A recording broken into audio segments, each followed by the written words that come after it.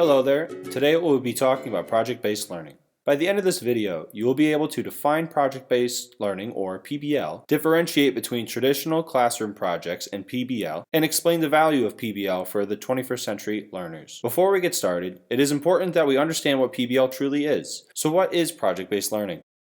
According to the Buck Institute for Education, project-based learning can be defined as, quote, a teaching method in which students learn by actively engaging in a real-world and personally meaningful projects. Project-based learning is a constructivist approach to education in which traditional teaching practices are, quote, reframed in the context of a project. These are not projects where students simply apply what they have learned from traditional instruction. As you can see, gold standard PBL teaching practices incorporate known best practices for teaching and learning. While it may take extra time to build the culture within a school, the payoff is well worth the investment. The learning goals at the heart of PBL are truly relevant for our 21st century learners. So what differentiates project-based learning, or PBL, from traditional academic projects? According to Larmer and Mergendaler in 2011, traditional school projects can be thought of as an add-on or a dessert served at the end of an instructional unit.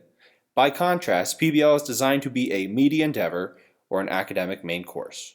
In a typical unit that includes a project, say a third grade science unit on plants, the teacher would cover the topic with all the usual instructional components: an activator to frame the unit, information presented by the teacher from a textbook and/or videos, worksheets completed by individual students in pairs or groups, website exploration to augment the information students are receiving, and finally, a poster project to be done at home. These projects are displayed in the classroom, but there is no formal presentation to the class or to the community. The assessment for the unit is a standard summative assessment with emphasis on recall of information. In this case, the project is an add-on to the unit. It serves as a non-essential piece, or a dessert slapped on to enhance student interest. By contrast, PBL frames instruction around answering an essential question. For example, Edutopia provides resources on multiple literacies in PBL, specifically a science unit on plants. The essential question is, how can we plan gardens for a community to grow plants for food? While we are accustomed to having an essential question to frame a unit, PBL is completely different in the way the instruction is planned and delivered. Students in the classroom will be using math to compute how large the garden must be to feed the students in the school. They will be using science to decide which fruits and vegetables to plant, how many of each type, where and when they must be planted, and how to plan and tend the garden. The social studies content area will be addressed because students will learn the values of community and service to the community.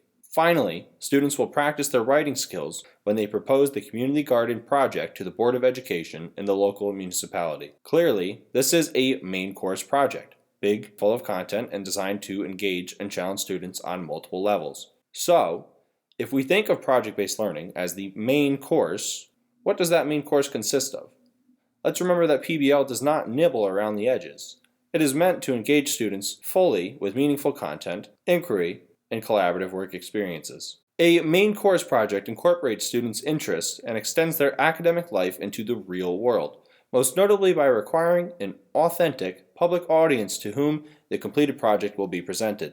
Such an audience can be particularly motivating to students, as they know their work will be seen and evaluated by people from their community. As Larmer and Mergendaler assert in their 2011 white paper, the main course, not dessert, we can only prepare students for 21st century problems by asking them to solve a 21st century problem. The gold standard for project design includes 7 design elements that guide the learners through the PBL process and help them arrive at the 21st century learning goals of key knowledge, understanding, and success skills. Okay, so PBL is the main course and traditional projects are dessert, but why should I be using project-based learning, especially in the elementary grades? PBL builds students' intellectual capacity and engagement. It is challenging work. It teaches and guides students to acquire higher level skills, the types they will need as 21st century learners. Now that we have defined project-based learning and differentiated it from traditional school projects, think about which unit you could take and transform into PBL. If you need ideas and examples of project-based learning, check out PBL Works. Their website, pblworks.org, is a goldmine of information and ideas for PBL units. Thank you, and happy planning.